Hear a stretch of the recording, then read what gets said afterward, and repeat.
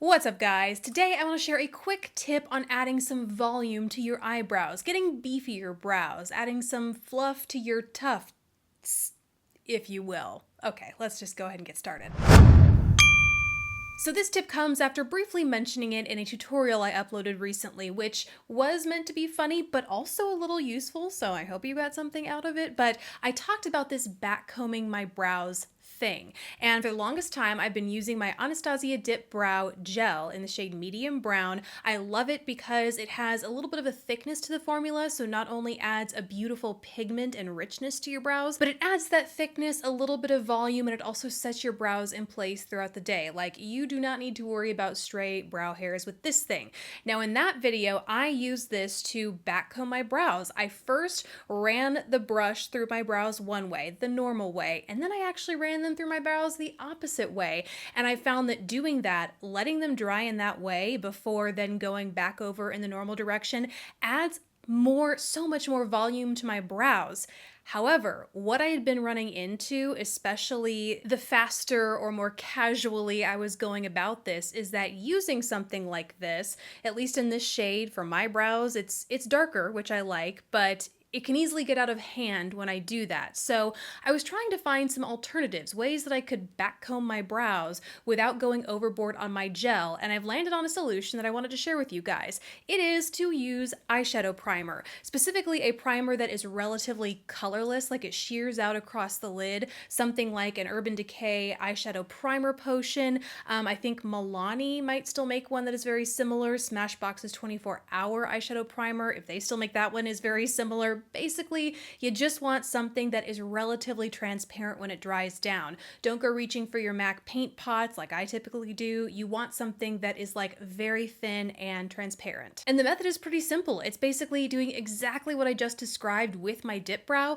but with this first. So your primer is what's going to be building the volume in your lashes. You're going to take a spoolie or something close to a spoolie, maybe an old mascara wand that you have in your collection, coat it evenly with this primer and run that one way, the right way through your brows, run it the reverse way through your brows, and then let it dry before then going in. Either you can brush it back down with your spoolie, or you can go right in with your next product, if it's a brow pomade or your pencil, whatever it might be, to kind of finish up your brow situation.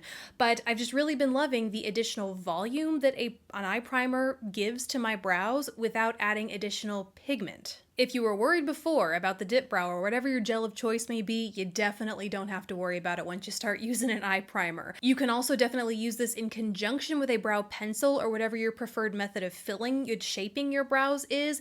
I've gotten a little bit lazy, and also honestly I've enjoyed the appearance of just like a more natural, fluffier looking brow, but I wanted to show you how you can use it with a pencil again anyway here today. So you can see that in my natural brow, I tend to have some sparseness up at the top of my arch. So for the sake of demonstration, I took my Smashbox Sketch and Set brow pencil and tinted gel. This is the shade Medium Brown, but I talked about this in a recent review. It's not the right shade for me. I didn't anticipate ever picking this up again because it's a little bit too warm for me, my brows, and the tint that I usually like to give my brows. So forgive me if the tint's a little bit off, but for the sake of demonstrating and showing you how these can all work together, I did use the pencil end of this to fill in the arch of my brow.